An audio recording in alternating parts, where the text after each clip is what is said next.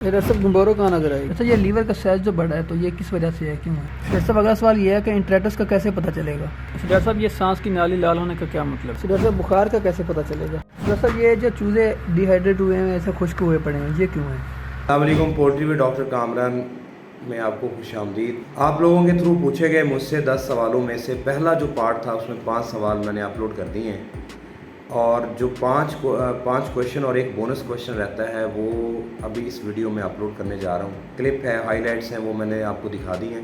यही क्वेश्चन इस वीडियो के अंदर पूछे गए हैं। आपने जैसे पहले उस वीडियो को पसंद किया है, इस वीडियो को भी आप पसंद कीजिए। चैनल को आपने लाजमी सब्सक्राइब करना है, आप लोगों से रिक्वेस्ट है, आप लोगों का बड़ा फ़ायदा होता है। मेरी कोशिश है मैं इस साल में 1 लाख सब्सक्राइबर तक पहुँचूँ। 10,000 होने वाले हैं, बाकी 90,000 भी आप लोगों में से ही आने हैं। वीडियो को शुरू करते हैं। डॉक्टर साहब गंबोरो कहाँ नजर आएगी? लेकिन ये पोस्टमार्टम के अंदर जो गंबोरो है उसके निशानात सबसे पहले तो आप शेड में देखेंगे। शेड में चूज़ा ऐसे बैठेगा, बिल्कुल सुस्त होके यूं बैठ जाएगा, पर उसने बिल्कुल खोले होंगे ऐसे, और पीले रंग की और सफ़ेद रंग की बिट्ठे कर रहा होगा, ठीक है। और उसके बाद जब वो मरेगा तो यूं मरेगा, ऐसे टांगे पीछे करके ऐसे छाती के बल गिर के मरेगा। आपको जगह जगह मोर्टालिटी ऐसे ही मिलेगी। जब आप मोर्टालिटी ओपन करेंगे तो आपको बरसा स्वेल मिलेगा सूजा हुआ, उसके अंदर वाइट रंग का मटेरियल होगा। या मैं इसमें अगर बर्ड को नज़र आता है तो दिखाता हूँ, नहीं तो मैं तस्वीर शेयर कर देता हूँ। इसके साथ ट्यूब लाइक स्ट्रक्चर बना होगा वाइट रंग का, ठीक है। और उसके साथ साथ फिर एक और, इसकी ये वाली स्किन उतार लें। अब आप देखें ये क्लीन है। अब इस जगह पे एक और निशान नजर आएगा। अगर यहाँ पे रेडिश हो तो वो टॉक्सिसिटी की वजह से भी होता है। अच्छा, गंबोरो का निशान यहाँ आएगा। ये है छोटा मैदा प्रोवेंटिकुलरस, और ये है गिजर्ड यानी पोटा। इसके दरमियान वाला ये जो एरिया है ना, इसमें अगर निशान आपको मिलते हैं तो वो गंबोरो के निशान है।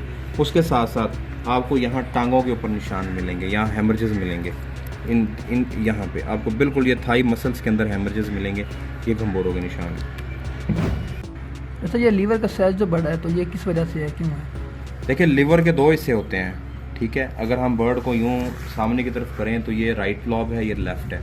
अगर इसका ये एक लॉब बड़ा हो एक छोटा हो तो इसमें साल्मोनेला हो सकता है, उसमें टॉक्सिसिटी। सबसे पहले तो आता है कि हेपेटाइटिस टॉक्सिसिटी की वजह से होता है, माइकोटॉक्सिन एफ्लाटॉक्सिन्स की वजह से होता है। अगर इसके ऊपर छाले की तरह स्ट्रक्चर बने हुए हों तो फिर तो कन्फर्म साल्मोनेला होता है। अगर इसके ऊपर पैचेस वगैरह बने हों जगह जगह पे वाइट रंग के, फिर क्लोस्ट्रीडियल इन्फेक्शन भी होती है।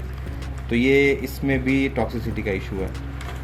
और साथ में आपको आजकल जो मसला नज़र आ रहा है इसके गुर्दे। अब ये गुर्दे इतने ज़्यादा इसलिए उठे हुए हैं क्योंकि इसने कम से कम 24 घंटे 48 घंटे से पानी नहीं पिया।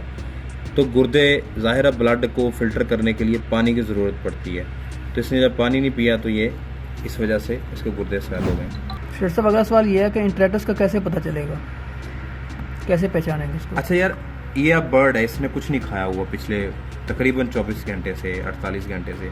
इसमें ये जो आपको अब बर्ड खोलते हैं आपको इस तरह का ग्रीनिश मटेरियल मिलना शुरू हो जाए, ठीक है। इस तरह का आपको पीले रंग का मटेरियल शुरू हो जाए मिलना, इस तरह से हवा भरी हो, तो ये स्टार्ट होता है इंट्राइटिस का। यहाँ से इट मीन्स के बर्ड का जो अंतड़ियों का सिस्टम है, जो डाइजेस्टिव सिस्टम है, वो डिस्टर्ब होने जा रहा है, ठीक है। अब अगली मोर्टालिटी में हम देखते हैं कि वो नज़र कैसे आएगा। अब ये बर्ड खोला, अब देखें इसमें ये हवा भरी हुई है, देख रहे हैं अंतड़ियाँ इंट्राइटिस 2 तरह का होता है। एक वो होता है जिसमें इंटेस्टाइन पतली हो जाती है, देख रहे हैं, ये देख रहे हैं बिल्कुल पतली हो गई है। और एक इंट्राइटिस की वो टाइप होती है जिसमें इंटेस्टाइन मोटी होना शुरू हो जाती है। जब आप उसको काटते हैं तो उसमें आपको लगता है कि अंदर टावल लाइक स्ट्रक्चर बन रहा है, तो वो सब क्लिनिकल कॉक्सी की निशानी होती है। हल्का हल्का आपको नज़र आना शुरू हो गया। एंट्राइटिस बेसिकली साल्मोनेला की वजह से होता है, क्लोस्ट्रीडिया की वजह से होता है, और कुछ और बर्ड के अंदर कम से कम 500 से 1000 स्पीशीज़ होती हैं बैक्टीरिया की, यानी इंटेस्टाइन के अंदर 500 से लेके 1000 स्पीशीज़ हैं। उनमें से कोई भी इनके ऊपर अटैक कर सकती है। स्ट्रेप्टोकोकस, स्टेफिलोकोकस, क्लास्ट्रेला है, एमजी है, एमएस है, साल्मोनेला है, इकोलाई है। तो हम ये कहते हैं कि यह इंट्राइटिस की जो वजह साल्मोनेला और क्लोस्ट्रीडियल इन्फेक्शन की वजह से होता है। जब आप इंटेस्टाइन को काटेंगे तो या वो मोटी हो चुकी होगी या पतली होगी, और इसमें आपको इस तरह से रेडिश मिलेगा, तो ये इंट्राइटिस का स्टार्ट, ये आप समझें उसकी पहली स्टेज है। दूसरी स्टेज के अंदर ये थोड़ा लाल हो जाता है, तीसरी स्टेज के अंदर फिर कच्ची बीट आना शुरू हो जाती है, और चौथी स्टेज के अंदर इसमें लाल कलर की बीट आना शुरू हो जाती है। और वो फिर कॉक्सी की तरफ बर्ड चला जाता है। तो ये 4 स्टेजेस है, इसके ऊपर भी अलग से एक वीडियो बनाएंगे इंशाल्लाह। अच्छा डॉक्टर साहब, ये सांस की नाली लाल होने का क्या मतलब है? देखिए, ये सांस की नाली यानी कि ट्रेकिया, अब अगर हम यहाँ से इस बर्ड का खोलें, ट्रेकिया बेसिकली लाल जब होता है ना तो उसके एक से ज़्यादा वजूहात हैं। पहली वजह तो ये होती है कि आजकल का जो मौसम है, दिन के टाइम बहुत ज़्यादा गर्मी हो जाती है और आपको चलाने पड़ते हैं पैड। रात के टाइम पे छोटे जो चूज़े हैं उनके ऊपर ब्रूडर भी चल रहा है, ठीक हो गया, या कम से कम आपको पैड बंद करने पड़ते हैं, पंखे कम करने पड़ते हैं। अब वो बर्ड जब अच्छा रात को फिर नमी कम हो जाती है, नमी कम होती है, बर्ड मुंह खोल के सांस लेता है, मुंह खोल के सांस लेता है तो यहाँ से हवा गुजरती है तेज़, जिसकी वजह से ये ट्रेकिया यहाँ से रेड होना शुरू होता है। जैसे कि ये स्टार्ट हो गया रेड होना, पहले ये सबसे पहले यहाँ से शुरू होता है, नॉस्ट्रल से, यहाँ से आपको लाल मिलेगा नाक के एरिया के करीब, फिर ये बढ़ता बढ़ता यहाँ तक आ जाएगा। अब इसमें यहाँ पे ये जो बाइक ये 2 हिस्सों में कन्वर्ट हो जाता है, इधर आके अगर रेशा जम जाए तो उसे हम प्लग कहते हैं, ठीक है। अब प्लग आने की 2-3 वजूहात होती हैं। एक तो ये प्लग आईबी की वजह से बनता है, दूसरा आपने देखना है कोई बैक्टीरियल इन्फेक्शन तो नहीं है, और उसमें ORT बैक्टीरिया एक आता है,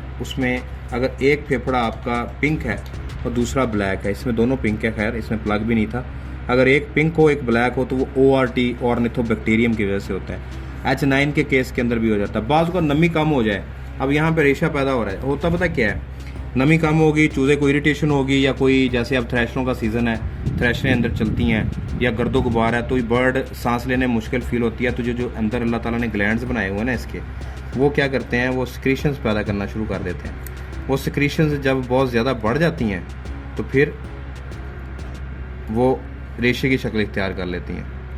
रेशा जो है वो फिर आहिस्ता आहिस्ता हवा जब बार बार गुजरती है सख्त हो जाता है, और साथ में ट्रेकिया लाल हो जाता है, और वो रेशा सख्त होकर प्लग की शक्ल इख्तियार कर लेता है। तो जब भी ट्रेकिया लाल हो, इसका मतलब ये है कि बर्ड की वेंटिलेशन ठीक नहीं है, उसको प्रॉपर वेंटिलेशन देने की ज़रूरत है, उसको एसेंशियल ऑयल्स देने की ज़रूरत है, ब्रोमैक्सिन वगैरह देने की ज़रूरत है। तो डॉक्टर साहब, बुखार का कैसे पता चलेगा? देखिए जी, बुखार का सबसे पहले तो आपको पता चलेगा यहाँ से, सफ़ेद रंग की बिट कर रहा होगा चूज़ा, इसने की हुई है लेकिन इसने खाया पिया कुछ नहीं है, चूज़ा बैठा था ढीला होके, ठीक है, तो यहाँ से पता चलेगा सफ़ेद रंग की बिट करेगा।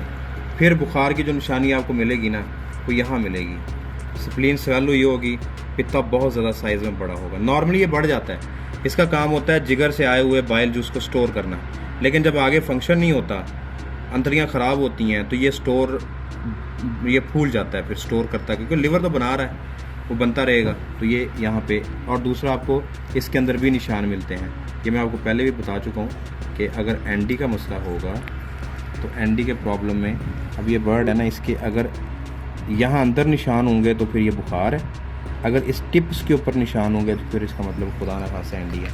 इसके भी गुर्दे बहुत ज़्यादा उठे हुए हैं, ये देखें गुर्दे बिल्कुल उठे हुए हैं, क्योंकि इसने भी कुछ 24 घंटे से पानी नहीं पिया हुआ, अंतड़ियों के अंदर बिल्कुल पानी नहीं है, खुश्क हुई पड़ी हैं। मतलब ये जो चूज़े डिहाइड्रेट हुए हैं, ऐसे खुश्क हुए पड़े हैं, ये क्यों है? अच्छा, ये जो स्किन हार्ड हो जाती है ना, इसके पीछे 2-3 वजूहत होती हैं। एक तो ये कि चूज़ा लूज़ ड्रॉपिंग कर रहा है, ठीक है, लूज़ ड्रॉपिंग हो रही हो, वाइट रंग की बिट हो रही हो, इकोलाई हो, और इवन के अगर वायरस भी हो ना तब भी चूज़ा डिहाइड्रेट होता है। चूज़ा ढीला होकर बैठ जाता है, ढीला होकर बैठने के पीछे जब आप देखेंगे तो ये नज़र आएगा, पंजा उसका साफ़ नहीं होगा, इट मीन्स कि ये काफ़ी देर से बैठा था, ये ढीला होकर बैठा होगा, ये यहाँ से गंदा हो गया, ये स्वेलिंग हुई हुई है, देखें लाल हुआ हुआ है, ठीक है, ये ढीला होकर बैठ गया था, इसने पानी फीड कुछ भी नहीं खाया हुआ और काफ़ी दिनों से नहीं खाया, एक तो ये वजह, दूसरा इकोलाई भी चूज़े को खुश करती है। तो दोस्तों, ये थे वो 10 सवाल जो आप लोगों के थ्रू डिफरेंट चैनल से मेरे पास पहुँचे थे, और मैंने कोशिश की है 2 पार्ट्स के अंदर इसको करके आप लोगों तक हर नॉलेज को पहुँचाऊँ। आप लोगों को इस वीडियो में और इससे पहले वाले पार्ट 1 पार्ट 2 दोनों के अंदर जितने भी सवालों के जवाब मिले हैं वो आपको कैसे लगे हैं, आपने कमेंट सेक्शन में लाजमी बताना है। आप लोगों के कोई और सवाल हैं, आप अपने क्वेश्चंस मुझे भेजें, और उसका सबसे बेहतर तरीका ये है कि आप मुझे क्वेश्चंस अपनी वीडियो शूट करके भेजें। कैमरा इस तरह से कर लें या आप लंबे रुख कर लें कैमरा, इट डज़न्ट मैटर। आप मुझे खुद एक सवाल पूछ के, एक सवाल मुझे आप वीडियो के अंदर पूछें, मैं वो 4, 5, 6 सवाल जब इकट्ठे हो जाएंगे तो उसके ऊपर एक वीडियो बना के वो आप लोगों तक पहुंचाई जाएगी, ताकि आप लोगों का सबका फ़ायदा हो। क्योंकि जो मसला एक बंदे के साथ होता है वो सबके साथ होता है। बाकी आपने चैनल को सब्सक्राइब करना है, मेरा साथ देना है। patreon.com पे जो लोग मुझे मेरे से कंसल्टेशन लेते हैं, इंडिया में हैं, बांग्लादेश में हैं, मुल्क से बाहर हैं और वो मुझे पे ऑफ नहीं कर सकते, उनसे रिक्वेस्ट है कि आप मुझे क्रेडिट कार्ड के थ्रू patreon.com पे सपोर्ट करें एज़ लो एज़ $5। अगर आप चाहते हैं कि आपको मैं बर वक्त और जल्दी रिप्लाई दूं, जो कि आजकल रमज़ान की वजह से देरी हो रही है, तो आप मेरा पोल्ट्री व्हाट्सएप ग्रुप ज्वाइन कर सकते हैं। 500 रुपये पर मंथ उसकी फ़ीस है। आप मुझे मेरे poultry with doctor Kamran page Facebook पे आप फॉलो करें। आप मुझे मेरे इंस्टाग्राम डॉक्टर कामरान हैदर पे भी करें, क्योंकि मैं अब व्लॉग्स भी स्टार्ट करने वाला हूँ डॉक्टर कामरान व्लॉग्स के नाम से। तो वो आपको इस चैनल पे नहीं, आपको इंस्टाग्राम और बाकी चैनल्स के ऊपर मिलेंगे, वो मैं साथ साथ आपको गाइड करता जाऊँगा। अपनी दुआओं में याद रखना है और आप लोगों को एडवांस ईद मुबारक। आप लोगों में से जो इस्तात रखते हैं उनसे रिक्वेस्ट है कि कोशिश करें, जो सफ़ेद पोश लोग आपको इर्द गिर्द नज़र आते हैं, किसी मांगने वाले के हाथ में नहीं, वो लोग जो मांगते नहीं हैं, वो लोग जो गुजारा मुश्किल से करते, आप 100 रुपये भी देंगे उनके लिए बड़ी बुकत रखेगा। तो कोशिश करें अपने हाथ से इन लोगों को ईदी दें और ताकि आपके रिस्क में इजाफ़ा हो। अपनी दुआओं में याद रखिएगा। एडवांस ईद मुबारक। अल्लाह हाफ़िज़।